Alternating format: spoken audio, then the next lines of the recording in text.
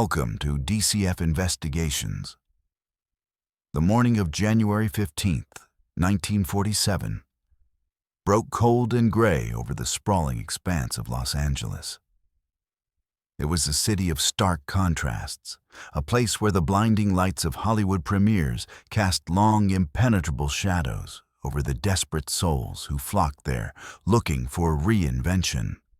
In the Limerick Park neighborhood, the post-war construction boom had left pockets of undeveloped land, vacant lots overgrown with weeds, and scattered with the debris of a city growing faster than it could manage.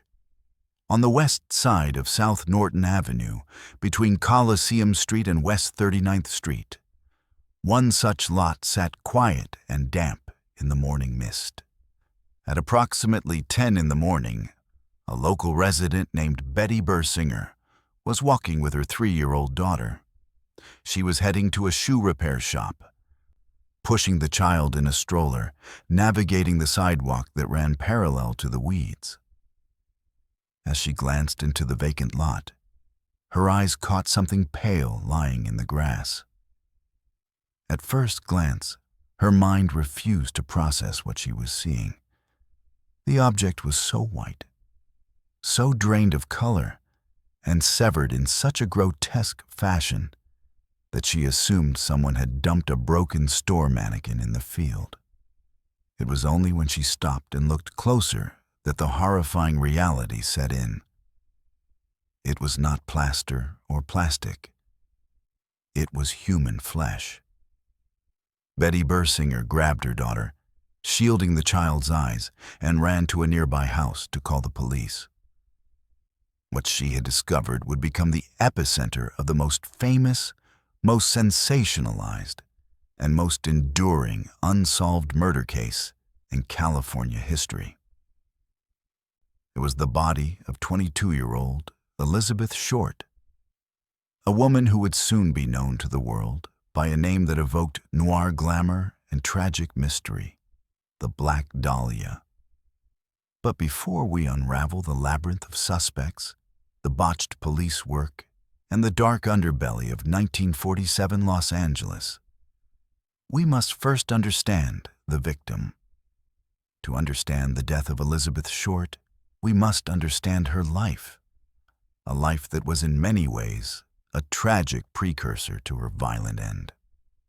Elizabeth Short was born in Boston, Massachusetts, in 1924, the third of 5 daughters. Her early life was marked by the economic devastation of the Great Depression. Her father, Cleo Short, built miniature golf courses, a business that collapsed entirely when the stock market crashed in 1929. One day in 1930, Cleo parked his car on a bridge and vanished. The family believed he'd committed suicide, leaving Elizabeth's mother, Phoebe, to raise 5 girls in a small apartment in Medford while working as a bookkeeper. It was a hard, scrappy existence. Elizabeth, known as Bet to her family, grew up plagued by severe asthma and bronchitis. At 15, she was sent to Miami, Florida, for the winter to alleviate her respiratory issues, beginning a pattern of transient living that would define her adult life. In a twist that felt like a movie script, Elizabeth discovered years later that her father was not dead. He was alive and living in Vallejo, California. In late 1942, at the age of 18, she traveled across the country to live with him, hoping to forge a relationship with the parent she had mourned. It was a disaster. Cleo Short was a rigid, difficult man, and Elizabeth was a spirited young woman who loved the nightlife, the cinema, and the attention of men. Their cohabitation lasted only a few months before she moved out, drifting to Camp Cook near Lompoc, California. It was here that the first police record of Elizabeth Short was created. She was arrested for underage drinking in a local bar. The police sent her back to Medford, but the allure of the West Coast and the freedom it promised had already taken root. Elizabeth did not stay in Massachusetts long. She returned to Florida, and it was there that she met a man named Matthew Gordon, Jr., a decorated officer in the 2nd Air Commando Group. He was a major, a dashing figure who seemed to offer the stability and love Elizabeth craved. They fell deeply in love. Gordon wrote home to his mother asking for permission to marry Elizabeth. Tragically, just days before the end of World War II, Gordon was killed in a plane crash in India. Elizabeth was devastated. She would later tell people that they had been married, or that she had a child who died, fabricating stories to garner sympathy or perhaps to fill the void of grief that Gordon's death had left. This tragedy marked a turning point. She stopped being just a young woman looking for fun and became a drifter, a woman in black, mourning a life that never happened. She returned to Los Angeles in 1946. This was the era of the post-war boom, where the city was flooding with servicemen returning home and young women hoping to be discovered by studio executives. Elizabeth was one of thousands. She was not a prostitute, as some later tabloids would cruelly suggest, but she was a moocher. She lived a precarious existence, relying on the kindness of strangers, staying with friends until she wore out her welcome, and dating men who would pay for her dinner and drinks. She had a striking appearance, with pale skin, blue eyes, and jet-black hair that she styled carefully. She dressed almost exclusively in black, often wearing a plastic white flower in her hair. The timeline leading up to her death is a fragmented puzzle of sightings and brief encounters. In the 6 months prior to her murder, she moved constantly. She lived in hotels, apartments, and private homes, never staying anywhere for more than a few weeks. In December 1946, she traveled to San Diego. There, she was befriended by a young woman named Dorothy French. Elizabeth was found sleeping in an all-night movie theater, and French, taking pity on her, invited her to stay at her family's home. Elizabeth stayed for a month, doing little to contribute to the household and spending her nights partying. By early January 1947, the French family had had enough. They asked her to leave. On January 8, 1947, a man named Robert "Red" Manley, a 25-year-old married salesman who had been dating Elizabeth, offered to drive her back to Los Angeles. Manley would become the first prime suspect, simply because he was the last verified person to see her alive. He picked her up in San Diego. They stopped at a motel on the way, but Manley testified that nothing sexual occurred. Elizabeth slept in her clothes, and he slept in a chair. On January 9th, they arrived in Los Angeles. Elizabeth told him she needed to check her luggage at the bus station and then meet her sister at the Biltmore Hotel in downtown LA. Manley dropped her off at the Biltmore around 6:30 in the evening. He watched her walk into the lobby. Several people saw her there. She was seen making telephone calls in the lobby. She was seen waiting. But her sister was not there. In fact, her sister was nowhere near the Biltmore. Elizabeth Short then walked out of the Biltmore Hotel and south down Olive Street. The last reliable sighting of her was at the Crown Grill Cocktail Lounge, a few blocks away. After that, Elizabeth Short vanished from the face of the earth for 6 days. This period, from January 9th to the discovery of her body on January 15th, is known as the Missing Week. To this day, no one knows exactly where she was, who she was with, or what horrors she endured during those 144 hours. We return now to the morning of January 15th in the vacant lot on Norton Avenue. When the police arrived, they were met with a crime scene that defied all precedent. The brutality was calculated, precise, and deeply disturbing. The body of Elizabeth Short had been severed completely in half at the waist, a procedure known as hemicorporectomy. The cut was not a jagged, frenzied hacking.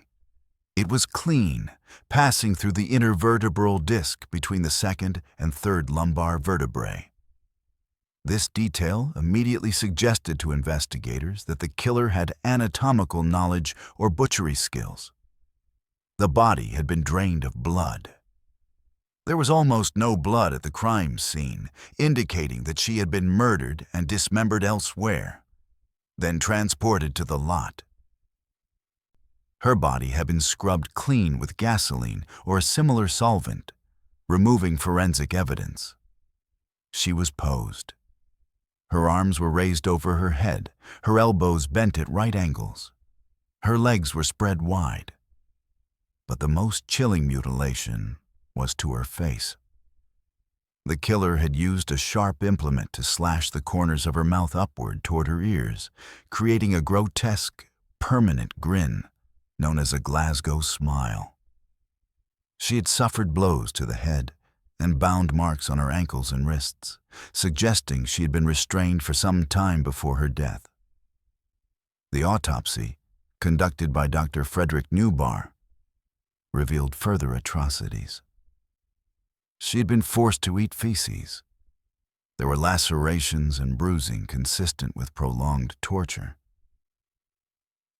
The cause of death was determined to be hemorrhage from the lacerations to the face and shock from blows to the head and face.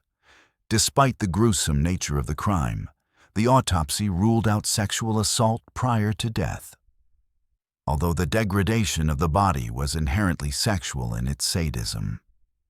The investigation that followed was a chaotic storm of police rivalry and media interference. The Los Angeles Police Department was notoriously corrupt in the 1947 era, often operating in tandem with organized crime or protecting studio interests. But in this case, the press was just as damaging. Reporters from the Hearst-owned Los Angeles Examiner arrived at the scene and trampled over evidence before the police could secure the perimeter. They even took photos of the body and rushed back to the newsroom to develop them.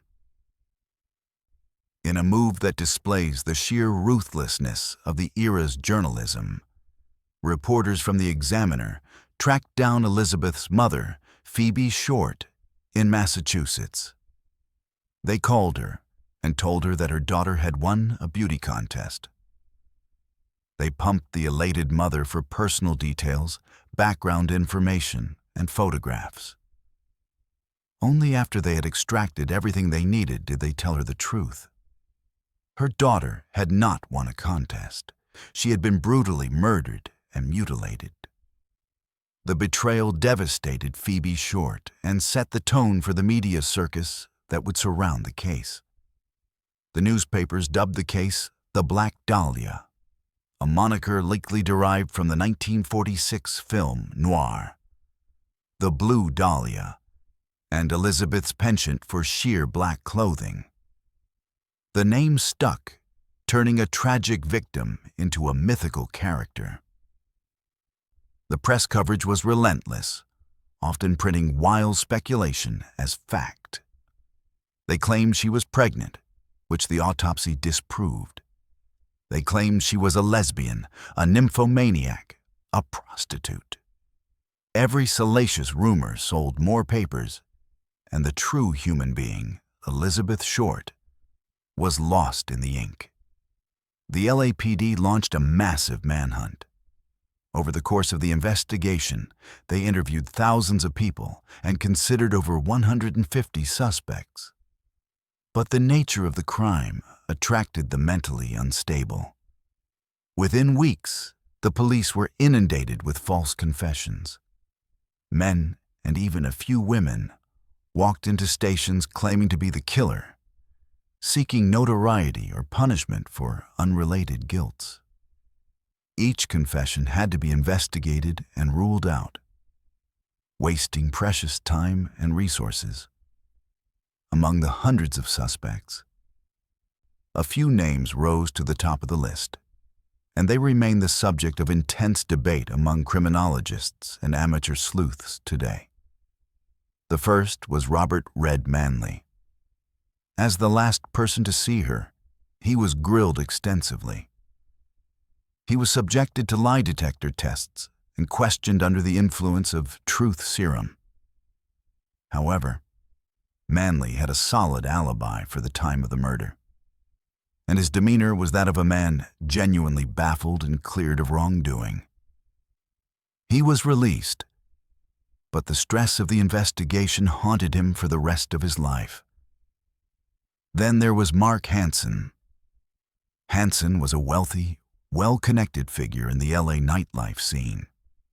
He owned the Florentine Gardens, a nightclub and burlesque hall that Elizabeth frequented.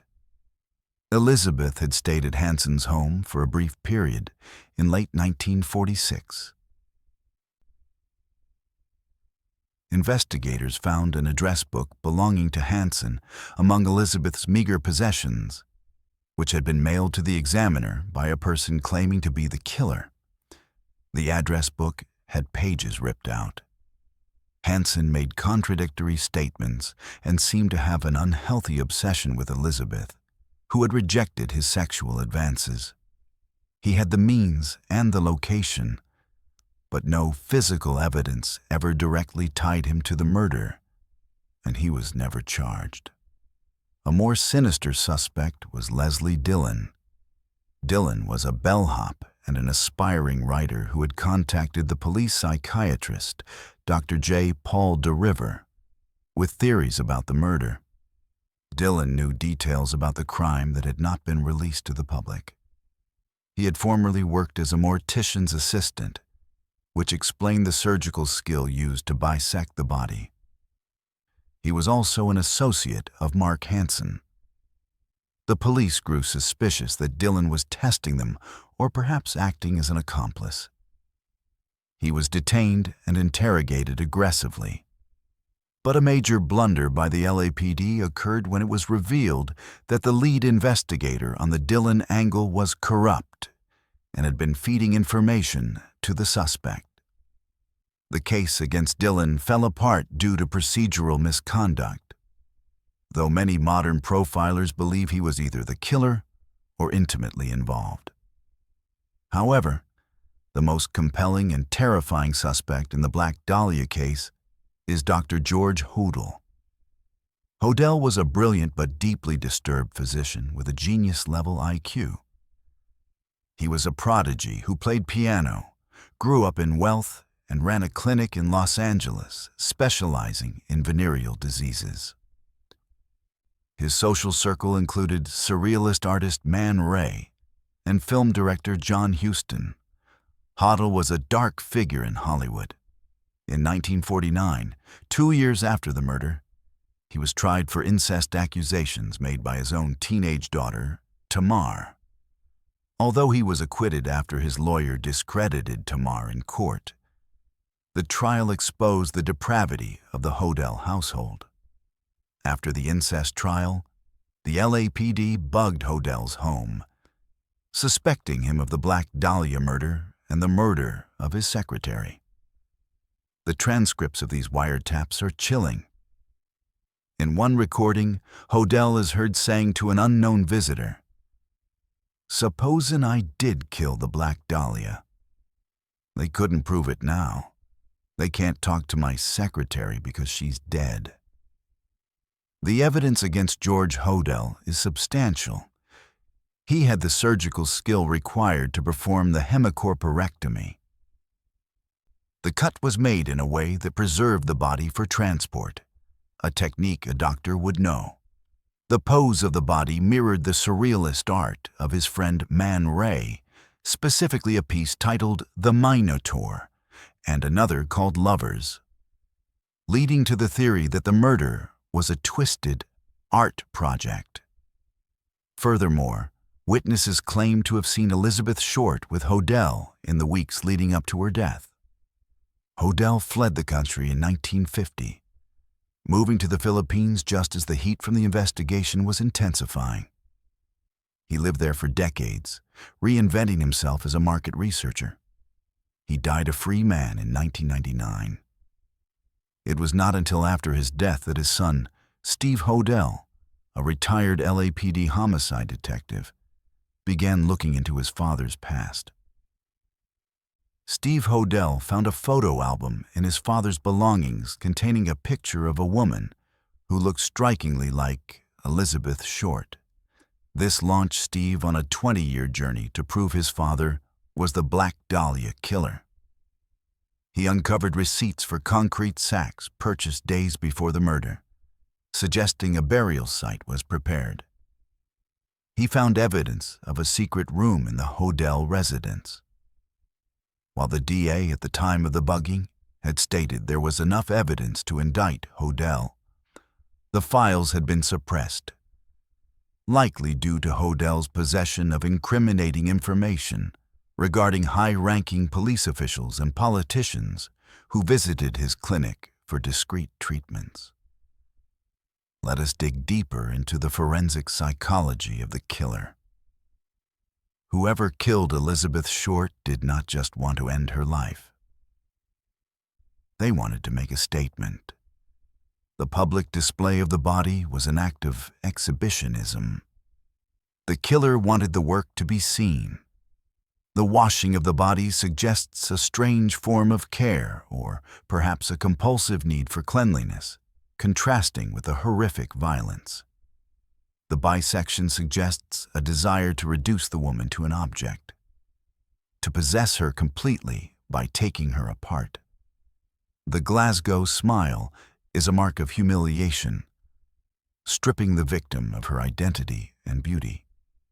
This profile fits a sadist with a deep-seated hatred of women, likely someone who felt rejected or inadequate, yet possessed a high degree of intelligence and planning capability.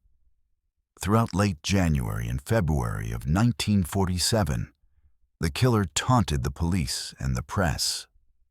On January 21st, a person claiming to be the killer called the editor of the Examiner, congratulating him on the coverage and promising to send souvenirs. Days later, a packet arrived at the Examiner office. It had been soaked in gasoline to remove fingerprints. Inside were Elizabeth Short's birth certificate, her business cards, photographs, names written on pieces of paper, and an address book with the name Mark Hansen embossed on the cover. This proved the sender had access to Elizabeth's personal effects. The letters sent to the press were constructed with cut-out letters from magazines, a classic ransom note style. They contained cryptic messages like, "Here is Dahlia's belongings, letter to follow." The police traced the packet's drop-off point, but it led nowhere. The killer was playing a game, and he was winning. The investigation was also hampered by the sheer volume of tips. The Avenger letters, as they came to be called, stopped as abruptly as they had started. Some believe the killer got cold feet. Others believe he had achieved the fame he desired and moved on. As the years turned into decades, the Black Dahlia case went cold. The files gathered dust in the archives of the LAPD. Evidence was lost or misplaced. The original investigators retired or died.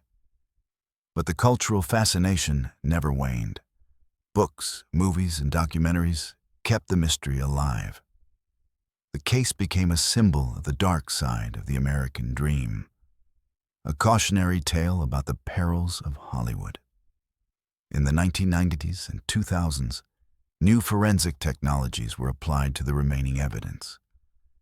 But the degradation of the samples made DNA testing impossible. The envelope flaps of the Avenger letters were tested, but the results were inconclusive. The case remains officially open, But the reality is that the killer is almost certainly dead. We must also consider the context of the missing week in more detail. Where was Elizabeth? If she was with George Hodel, she might have been held in the secret room of his Sowden house, a distinct Mayan revival-style mansion that looks like a fortress. Cadaver dogs brought to the Sowden house in recent years alerted to the scent of human decomposition in the basement area, specifically near a vent, lending credence to the theory that she was killed there. But without physical remains, it is impossible to be certain. Another theory suggests she was staying with a mystery boyfriend, perhaps the man she was seen with at the Crown Grill. Was she held captive the entire week? The autopsy showed empty intestines, suggesting she had not eaten for some time, but she was not emaciated. The timeline of the torture is horrific to contemplate. The medical examiner believed she was alive for some of the injuries, specifically the binding and the blows to the head. But the bisection occurred post-mortem.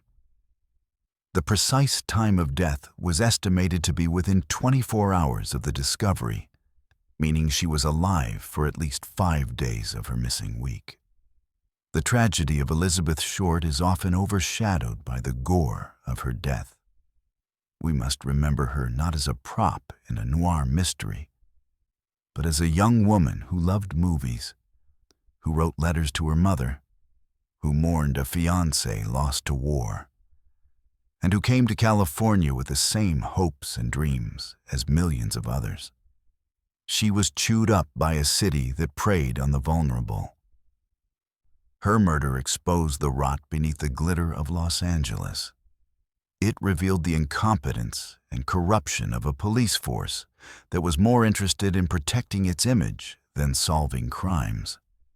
It showed the voracious appetite of a press that would trample a grieving mother for a headline. Today, the vacant lot on Norton Avenue is gone, replaced by ordinary suburban homes. The Biltmore Hotel still stands, its lobby retaining the same opulence it held when Elizabeth walked out of it for the last time. The Sowden house still looms over Franklin Avenue, a dark monument to the secrets it might hold. So, who killed the Black Dahlia? Was it the genius Dr. George Hodel performing a twisted, surrealist masterpiece? Was it the bellhop Leslie Dillon acting out a gangland hit or a personal fantasy? Was it a transient stranger who got lucky and vanished into the fog of history? Or was it someone whose name never made it into the police files, a predator who lived a quiet life, harboring the darkest secret imaginable? The evidence points strongly toward Dr. George Hodel.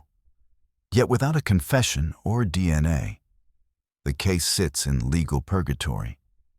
It is a puzzle with missing pieces, a story without an ending. It serves as a grim reminder that justice is not always guaranteed, and that some monsters walk among us, undiscovered, until the very end. This has been a deep dive into the darkness of 1947 Los Angeles. We have walked the timeline, examined the forensics, and profiled the suspects. But the final verdict rests with history, and perhaps with you. Thank you for joining DCF Investigations. We strive to bring you the most exhaustive, detailed, and unflinching looks into true crime history. If this deep dive captivated you, please engage with us.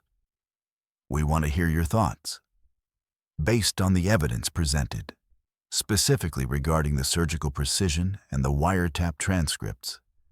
Do you believe Dr. George Hodel was the Black Dahlia Avenger, or is the answer hidden in the files of a different suspect? Leave your theories in the comments below. Until next time, stay observant